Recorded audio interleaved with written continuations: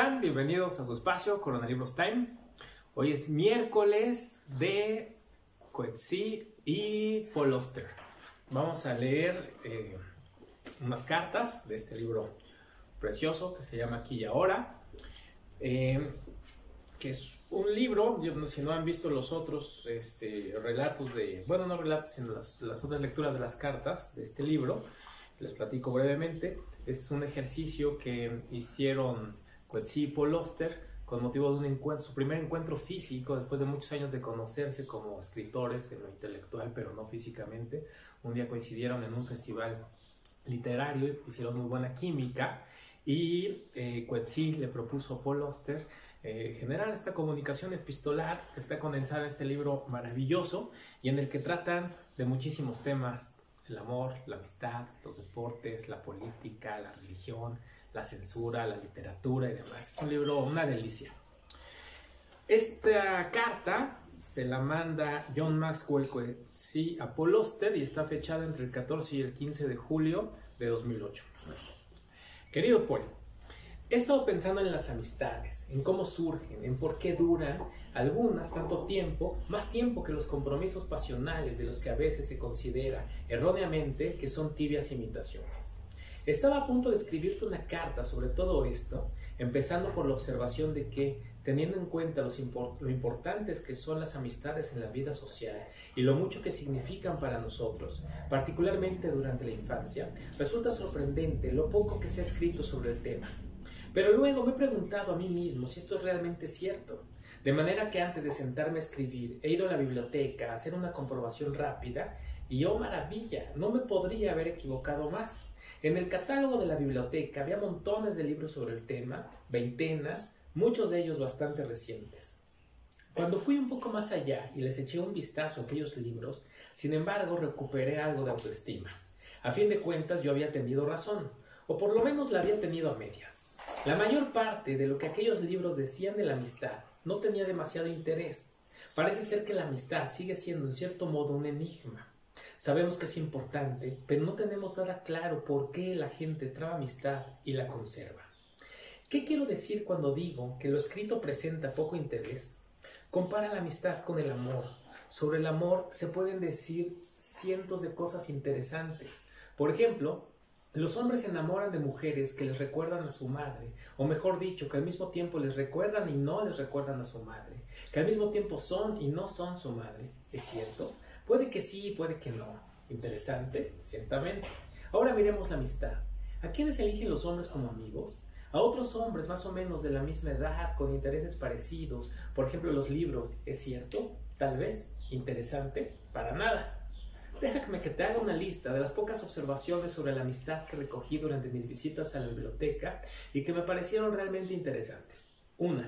Dice Aristóteles que no se puede ser amigo de un objeto inanimado. Ética, capítulo 8. Pues claro que no. ¿Quién ha dicho alguna vez que sí? Pese a todo, es interesante. De repente uno ve de dónde sacó su inspiración la filosofía lingüística moderna. Hace 2400 años Aristóteles ya estaba demostrando que algo que parecían postulados filosóficos no podían ser más que reglas de la gramática. En la frase "soy amigo de X" nos dice X tiene que ser el nombre de algo animado. 2. Se puede tener amigos y no querer verlos, dice Charles Lamb. Cierto, y también interesante. Es otro sentido en el que los sentimientos de amistad se distinguen de los apegos eróticos. 3. Los amigos, o por lo menos las amistades masculinas en Occidente, no hablan de lo que sienten entre ellos. Compárese este fenómeno con la verborrea de los amantes. De momento, no muy interesante. Pero cuando el amigo se muere, salen apenas raudales. ¡Ay, demasiado tarde!, dice Montaigne de la Boétie, dice Milton de Durkheim. Pregunta: ¿acaso el amor es locuaz porque el deseo es por naturaleza ambivalente? Shakespeare, sonetos. Mientras que la amistad es taciturna porque es algo sencillo y sin ambivalencias. Por fin, un comentario que hace Christopher Tidgens en el final del desfile de Fort Madox Ford. Uno se acuesta con una mujer para estar en condiciones de hablar con ella. En otras palabras, hacer de una mujer tu amante no es más que un primer paso. El segundo, hacer de ella tu amiga, es el que importa. Sin embargo, en la práctica, hacerse amigo de una mujer con la que no te has acostado es imposible porque quedan en el aire demasiadas cosas sin decir. Si realmente cuesta tanto decir algo interesante sobre la amistad, entonces se materializa otra idea, que a diferencia del amor o de la política, que no son nunca lo que parecen, la amistad sí es lo que parece. La amistad es transparente. Las reflexiones más interesantes sobre la amistad vienen del mundo antiguo. ¿Y por qué? Pues porque en la antigüedad la gente no consideraba la actitud filosófica como una actitud inherentemente estética. Y por consiguiente, no daban por sentado que la amistad tenía que ser algo distinto a lo que parecía ser, o bien al revés. Llegaron a la conclusión de que si la amistad era lo que parecía y nada más, entonces no podía ser tema para la filosofía. Cordialmente, John. Y ahora vamos a leer la respuesta que le da Paul Auster a John Maxwell Coetzee y que está fechada el 29 de julio de 2008. Sí, 29 de julio de 2008. Querido John, esa es una cuestión a la que he venido dando muchas vueltas a lo largo de los años. No diré que haya llegado a una postura coherente sobre la amistad, pero para contestar a tu carta, que ha desatado en mí un torbellino de ideas y recuerdos, quizá sea este el momento de intentarlo. Para empezar, me limitaré a la amistad masculina, a la amistad entre hombres, entre niños. 1. Sí, hay amistades transparentes, sin ambivalencia, para emplear tus términos, pero no muchas, según mi experiencia. Eso quizá tenga algo que ver con que otra de las palabras que utilizas, taciturno. Estás en lo cierto al decir que los amigos, al menos en Occidente, no suelen hablar de sus sentimientos mutuos. Yo daría un paso más allá, añadiendo lo siguiente. Los hombres no suelen hablar de sus sentimientos y punto. Y si no sabes cómo se siente tu amigo, ni qué es lo que siente ni por qué, ¿puedes decir en serio que es tu amigo? Y sin embargo la amistad perdura, a menudo durante muchas décadas, en esa ambigua zona del no saber. Al menos 3 de mis novelas tratan directamente de la amistad entre hombres. Son en cierto modo historias sobre la amistad masculina, La habitación cerrada, Leviatán y La noche del oráculo. Y en cada caso, esa tierra de nadie, del no saber qué separa a los amigos, se convierte en el escenario donde se representan los dramas. Un ejemplo de la vida real. Durante los últimos 25 años, uno de mis amigos íntimos, quizá el más cercano que he tenido en mi vida adulta, es una de las personas menos charlatanas que he conocido nunca. Es mayor que yo, me lleva 11 años, pero tenemos mucho en común. Ambos somos escritores, estamos estúpidamente obsesionados con los deportes, los dos casados desde hace mucho con mujeres excepcionales y, lo que es más importante y difícil de definir, albergamos cierta sensación inexpresada pero compartida de cómo hay que vivir, una ética de la madurez. Y sin embargo, por mucho cariño que le tenga a esa persona, por dispuesto que esté a partirme el pecho por él en momentos difíciles, nuestras conversaciones son casi sin excepción insulsas y anodinas, enteramente triviales. Nos comunicamos emitiendo breves gruñidos, volviendo una especie de lenguaje taquigráfico que a un extraño resultaría incomprensible.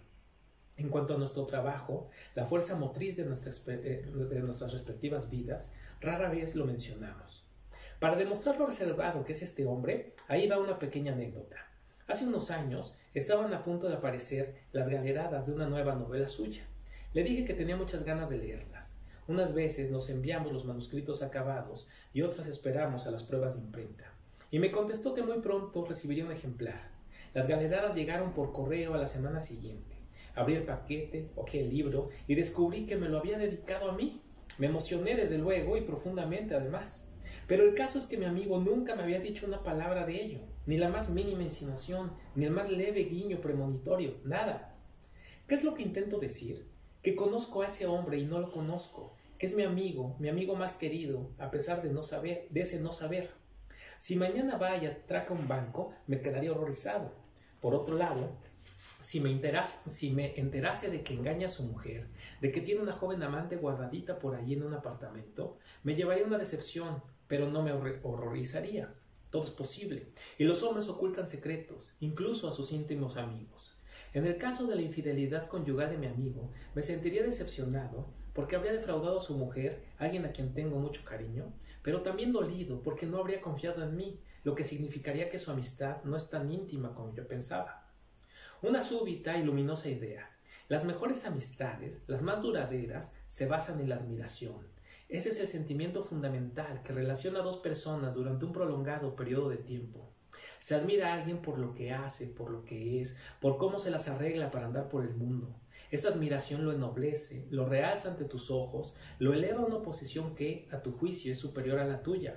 Y si esa persona también te admira a ti y por tanto te ennoblece, te realza, te eleva a una posición que considera superior a la suya, entonces te encuentras en condiciones de absoluta igualdad. Ambos dan más de lo que reciben, los dos reciben más de lo que dan, y en la reciprocidad de ese intercambio florece la amistad. De los cuadernos de Joubert, 1809, esta frase: no solo debe cultivarse el trato con los amigos, también hay que cultivar su amistad dentro de uno mismo, conservarla con esmero, cuidarla, regarla. Otra cita de Joubert: siempre perdemos la amistad de aquellos que pierden nuestra estima. 2. Niños. La infancia es el periodo más intenso de nuestra vida porque lo que solemos hacer entonces lo hacemos por primera vez.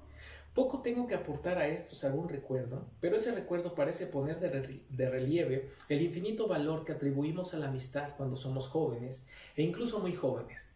Yo tenía 5 años, Billy, mi mejor amigo, apareció en mi vida de una forma que ya no alcanzo a recordar. En mi memoria es un extraño y alborozado personaje de opiniones firmes y un talento bastante desarrollado para las travesuras, cosa que a mí me faltaba en grado sumo. Tenía un grave defecto del habla y pronunciaba las palabras de manera tan confusa, se le atascaban tanto en la saliva que se le acumulaba en la boca, que nadie llegaba a entender lo que decía, salvo el pequeño Paul, yo, que le servía de intérprete.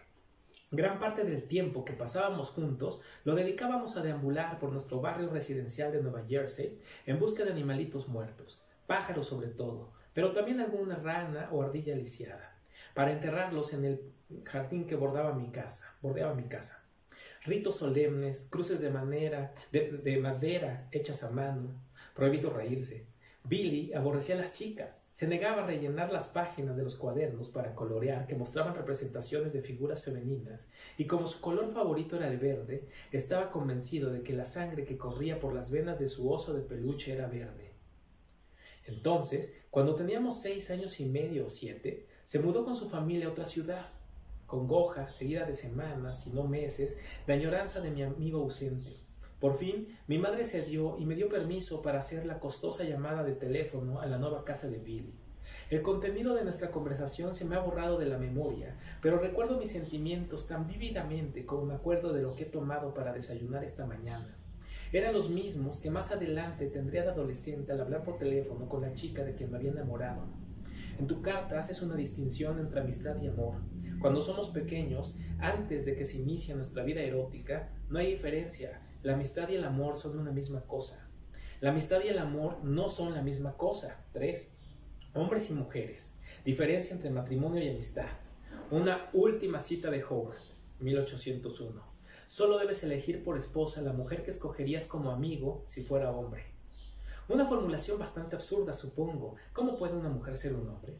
Pero se entiende lo que quiere decir, y en el fondo no se diferencia mucho de tu observación sobre el final del desfile de Fort Maddox Ford y la caprichosa y divertida afirmación de que uno se acuesta con una mujer para estar en condiciones de hablar con ella. El matrimonio es sobre todo una conversación, y si marido y mujer no encuentran un modo de ser amigos, su unión tiene pocas posibilidades de subsistir.